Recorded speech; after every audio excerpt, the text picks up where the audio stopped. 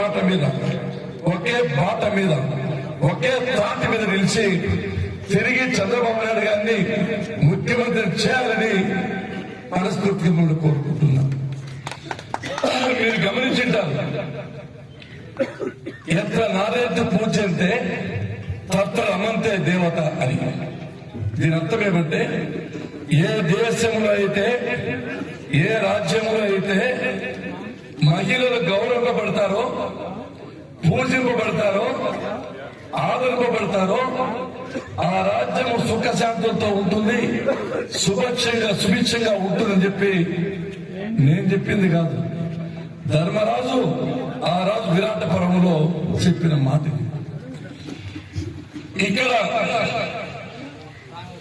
మీరు భారతం చూశారు, నిండు సభలో ద్రౌపదిని, ఉత్తమ మహిళా సాధ్విని అవమానించిన దుర్యోధనకి ఏ గతి పట్టిందో ఈ వైఎస్ఆర్సీపీ నాయకులు కూడా అదే గతి పడుతుందని చెప్పి ఈ సందర్భంగా మీకు గుర్తు చేస్తున్నారు. రామాయణం చూశారు, సీతాదేవిని అవమానించిన రావణాసునికి ఏ గతి పట్టిందో ఈ ముఖ్యమంత్రి గారు కూడా అదే గతి పడుతుందని చెప్పి ఈ సందర్భంగా మీకు మనవి చేస్తూ, మహిళ కన్నీట పెట్టించిన ప్రభుత్వం ఏది కూడా బతికి బట్ట కట్టలేదు, భూస్థాపితమైంది, నేలమట్టమైపోయింది. ఈ వైఎస్ఆర్సీపీ కూడా అదే గతి పడుతుందని చెప్పి ఈ సందర్భంగా మీకు మనం చూస్తున్నాం. రెండో విషయం,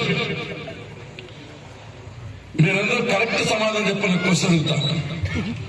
భారతదేశానికి రాజధాని ఢిల్లీ.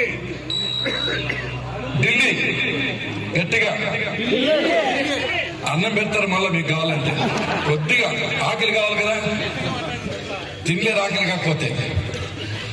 పక్కనే కర్ణాటక రాజధాని బెంగళూరు. నీకు బాగా తెలిసి ఉంటుందా, బెంగళూరు వలస పెట్టున్నాడు. తెలంగాణ రాజధాని హైదరాబాద్. తమిళనాడు రాజధాని చెన్నై. ఆంధ్రప్రదేశ్ రాజధాని కనీసం రాజధాని కూడా లేకుండా చేసిండే ఘనత ఈ వైఎస్ జగన్మోహన్ రెడ్డి గారు దక్కుతుంది. రాజధాని గర్వంగా చెప్పుకునే దుస్థితి, ఇంత అన్యాయం, ఇంత అధర్మం, ఇంత అసమర్థత, ఇంత చాతగానితనము ఏ ముఖ్యమంత్రికి భారతదేశంలో ఉండదని చెప్పి ఈ సందర్భంగా గుర్తు చేస్తుంది. ఏమందంటే 3 రాజధానులు అంట. ఇంతకుముందు పిచ్చులు కాకుండా ఢిల్లీ నుంచి దేవగిరికి, దేవగిరి నుంచి ఢిల్లీకి మార్చాడని చెప్పి 10వ తరగతిలో చదువుకుంటారు. ఈ అభినవ పిచ్చులకు ఒక రాజధాని గతి లేదు కానీ 3 రాజధానులు కడతానని చెప్తున్నాయంటే, ఎందుకంటే అపహాస్యం ఎక్కడ ఉండదు. ఒక సామెత ఉంది, అమ్మకి అన్నం పెట్టలేనివాడు రాజశేఖర్ గారు చెప్పేవారు. ఇప్పుడు రాజశేఖర్ గారు అందరూ ఒక అమ్మకి అన్నం పెట్టలేనివాడు పిన్నమ్మకు బంగారు గాజులు తొలగిస్తారని చెప్పాడంట. ఉట్టికి వెళ్ళినోడు స్వర్గానికి వెళ్ళినట్లు ఒక రాజధానికే గతి లేదు, 3 రాజధానులు ఏర్పాటు చేస్తానని ఆంధ్రప్రదేశ్ ప్రజల యొక్క ఆత్మాభిమానాన్ని, ఆత్మవిశ్వాసాన్ని దెబ్బతీసే పరిస్థితి అవుతుంది. అన్ని ఓడిసులు దొరికితే తినేసి పని చూసుకోవచ్చు. కర్నూలులో రాజధాని అంట హైకోర్టు, అక్కడేమో సచివాలయం, ఇక్కడేమో అసెంబ్లీ. ఎట్లా ప్రజలు అడిగిపోతారు, ఎట్లా పనులు అవుతాయి? 1100 కిలోమీటర్ల ఇంటికి విశాఖపట్నం. పాతకాలంలో సామెత ఉంది, కాశీకి మీద ఒకటే, కాటికి మీద ఒకటే, విశాఖపట్నం మీద ఒకటే, కాటికి మీద ఒకటి. 1100 కిలోమీటర్లు ప్రయాణం చేయాలంటే సాధ్యమైన పరిస్థితి కాదు. ఆ రోజున జగన్మోహన్ రెడ్డి గారు ప్రతిపక్ష నాయకుడిగా ఉండదు, మేము శాసనసభలో ఉన్నప్పుడు, మంత్రిగా ఉన్నప్పుడు ఒక మాట చెప్పాను, అమరావతి రాజధానిని మేము సమర్థిస్తున్నాము. ఇది గుంటూరుకు విజయవాడకు మధ్యలో ఉంది. 10,000 ఎకరాలు చాలు, 30,000 ఎకరాలు కావాలి. మేము మనస్ఫూర్తిగా సమర్థిస్తున్నామని చెప్పిన ఈ ముఖ్యమంత్రి వాడు ప్రతిపక్ష నాయకుడిగా ఈయన నాయకుడు చెప్తాడు ఒక మాట, మా నాయకుడు మాట తప్పుడు మడమ తిప్పుడు. ఈ రోజున మాట తప్పాడు, మడమ తిప్పాడు, రాజధాని గల్లంతు చేశారని చెప్పి సందర్భంగా ఒక్కసారి మనం అందరూ ఆలోచన చేస్తే 29,000 మంది రైతులు 29,000 మంది రైతులు 33,000 ఎకరాలు 5 కోట్ల మంది ప్రజల కోసం త్యాగం చేసి భూములు ఉచితంగా ఇచ్చారు. ఏది మమదాబాద్ క్లాస్ లో మనం రామాంజనేమని ఇస్తారేమో సెంటు కాదు సార్, ఖర్చుది ఇబ్బంది అంటారు. కానీ ఆ రైతులు 3 పంటలు పడుతాయి. బంగారం లాంటి సారవంతమైన భూమి త్యాగం చేశారు. వాళ్ళు త్యాగం చేశారు తప్ప 700 రోజులు పైచులకు ఈ విధంగా ఉద్యమాలు చేశారు. చిన్నపిల్లలు, ముసలి వాళ్ళు అనుకోకుండా వయసుతో సంబంధం లేకుండా ఉద్యమం చేస్తున్నారు. నిజంగా వాళ్ళకి పాదాభివందనం చేయాలి, వాళ్ళను స్ఫూర్తిగా తీసుకోవాలని చెప్పి సందర్భంగా మీకు గుర్తు చేస్తుంది. దేవస్థానం నుంచి న్యాయస్థానం, న్యాయస్థానం నుంచి దేవస్థానం ప్రయాణం చేశారు. వాళ్ళు పెట్టిన ఇబ్బందులు ఆ రోజు భారతంలో పాండవులు అరణ్యవాసం చేస్తా ఉంటే ఏ విధంగా దుర్యోధనుడు ఇబ్బంది పెట్టాడో ఆ విధంగా వాళ్ళకి నానా ఇబ్బందులు పెట్టారు. వర్షాలకు తడిశారు, ఎండకి ఎండారు. ఎవరైనా పోతే వాళ్ళ కేసులు పెట్టారు. వాళ్ళ మీద 2,500 కేసులు పెట్టారు. కేసులు రికార్డు, ఆడవాళ్ళ మీద కేసులు పెట్టారు. ఏదైనా సాయంత్రం పూట ఒక స్టేజ్ ఏర్పాటు చేసుకున్న బస్స జేసీబీతో తొక్కేశారు, మొత్తం కొట్టేశారు. ఎక్కడైనా కళ్యాణ మంటపాలు ఇస్తే వాళ్ళు బెదిరించి బీగాలు వేశారు. ఎన్ని ఇబ్బందులు పెట్టినా వాళ్ళు తిరుపతి చేరారు. వెంకటరమణ స్వామి దయ వల్ల ఆడ సభ ఏర్పాటు చేసుకోవాలంటే ఆటంకం. హైకోర్టు నుంచి ఆర్డర్ తీసుకుని సభ నడిపారంటే ఈ రాష్ట్రంలో ప్రజాస్వామ్యం ఉందా లేదా అని అనుమానం వస్తుందని చెప్పి సందర్భంగా మీకు గుర్తు చేస్తున్నాను. ఆ విధంగా అయితే ఆయన 2 రోజులు పాదయాత్ర చేస్తే ప్రశ్నిస్తుంది లేదు, చట్టానికి గౌరవం లేదు. న్యాయస్థానాలు 100 సార్లు అత్యంత వేసినా కూడా సిగ్గు లేదు, ఎక్కువ లేదు. మీకు తెలుసు, లాల్ బహదూర్ శాస్త్రి ఉండేటప్పుడు ప్రధానమంత్రిగా ఎక్కడో రైలు ప్రమాదం జరిగితే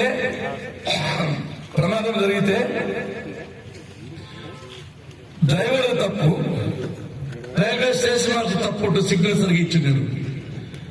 ఈ మనిషి నైతికంగా కేంద్ర మంత్రి పదవికి రాజీనామా చేసిన చరిత్ర భారతదేశంలో ఉంది. అటువంటి ఉత్తములు రాజకీయాలు ఉన్నారు. డాక్టర్ నీలం సంజీవ్ రెడ్డి గారు బస్సులు జాతీయకరణ చేస్తే కోర్టులో వ్యతిరేకంగా తీర్పు వస్తే ఇమీడియట్ గా తన ముఖ్యమంత్రి పదవికి రాజీనామా చేసిన సందర్భం మీకు గుర్తుంచుకోవాలి.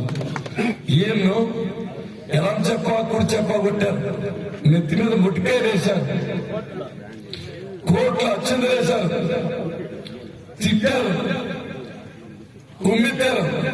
కానీ సిగ్గు లేదు, ఎగ్గు లేదు. వేరే మాలాంటి అయితే రాజకీయ సన్యాసం చేసిండు అని చెప్పి ఈ సందర్భంగా మీకు గుర్తు చెప్తున్నాను.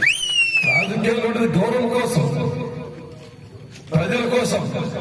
అది వదిలిపెట్టి న్యాయస్థానాలన్నీ వ్యతిరేకంగా ఉన్నా కూడా ఈ పొద్దు కూడా కోర్టు చెప్పింది డబ్బుల ఇంతకంటే అదే మనకు చోటు ఉండదు.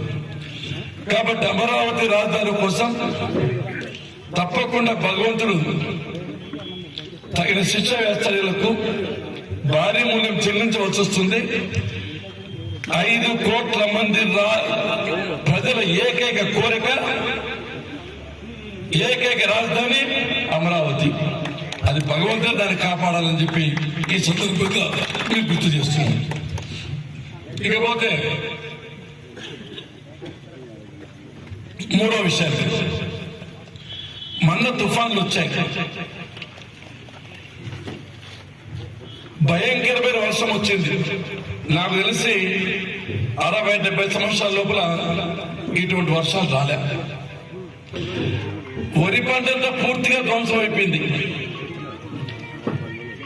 శనక్కాయ నేలమట్టం అయిపోయింది. కాయగూరలు కనుచూపు మేరలు పంటలు, ఉద్యానవన పంటలు పూర్తిగా దెబ్బతిన్నాయి. ఇల్లు కూలిపోయినాయి, కొంతమంది ప్రాణాలు కోల్పోయారు. ఈ రాష్ట్రం అంతా అతలాకుతలమైంది.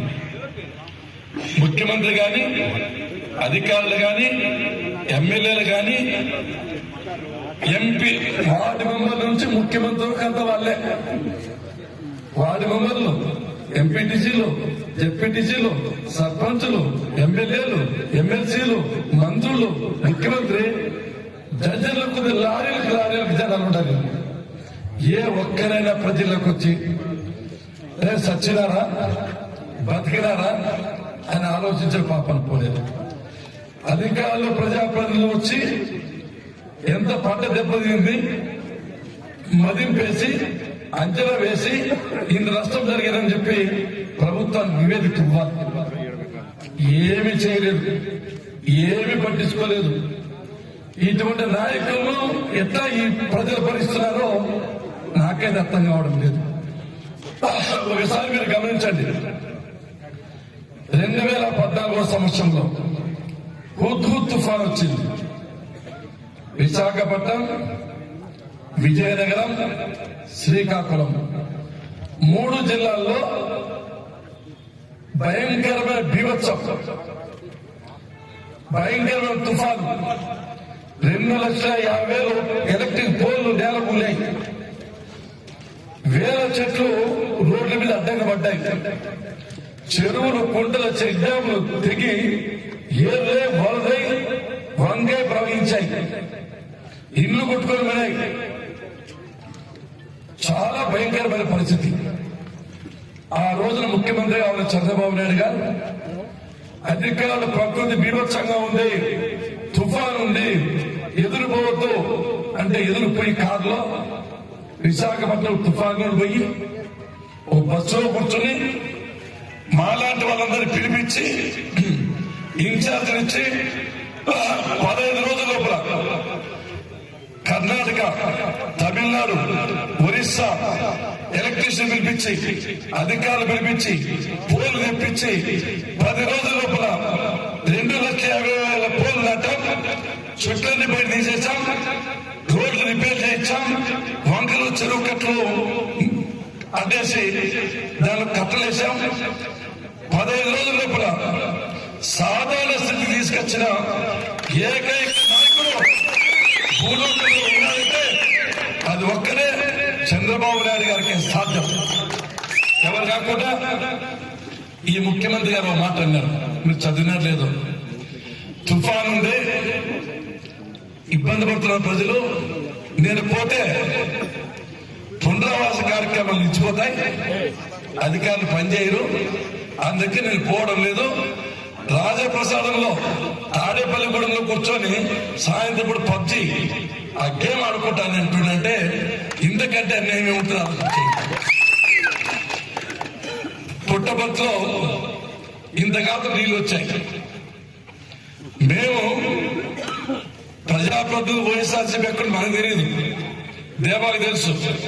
మేమంతా నీళ్ళలో ఆ సాయినర్ కాళ్ళకి పోయి ఒకరోజు బిస్కెట్లు ఇచ్చాం, అన్నం పెట్టాం, నీళ్ళు ఇచ్చాం. 2వ రోజున కాయగూరలు ఇచ్చాం. 3వ రోజు నిత్యావసర వస్తువులు ఇచ్చాం. 4వ రోజు చీరలు ఇచ్చాం. 5వ రోజు బియ్యం ఇచ్చాం. వీళ్ళు ఎంగళమ్మ చెరువులు కష్టపడి దాదాపు 3 ట్రాక్టర్లకు బియ్యం తీసుకొచ్చి పంచాం. ఈ ఎమ్మెల్యే ఎక్కడున్నాడో తెలియదు, మంత్రులు ఎక్కడున్నారో తెలియదు. అధికారులు ఎక్కడ తెలియదు, ఏ మాత్రం పట్టించుకోరు. వీళ్ళు ప్రజలు ఏమైపోయినా పర్వాలే, ఇది బాధ్యత లేని బాధ్యత రాహిత ప్రభుత్వం అని చెప్పి ఈ సందర్భంగా మీకు మనం చేస్తున్నాం. ఆపద వచ్చినప్పుడు, కష్టాలు వచ్చినప్పుడు ప్రజలకు రావాలి. మీరు చూసింటారు మోహన్ రెడ్డి గారు ఎన్నికలు అయిపోయిన తర్వాత, ఓడిపోయిన తర్వాత ప్రజా జీవితానికి పెద్దగా రాలే. మంచివాడు, మంచి వ్యక్తి కదలలే. సోమశేఖర్ రెడ్డి ఎన్నికలు అయిపోయిన తర్వాత అడ్రస్ లేదు. ప్రస్తుతం ఉండే ఎమ్మెల్యే గారు ఓడిపోయింటే ఈ చుట్టుపక్కల కూడా వచ్చేవాడు కాదు. ఇప్పటికే వచ్చేది తక్కువ, అసలుగా వచ్చేవాడు కాదు.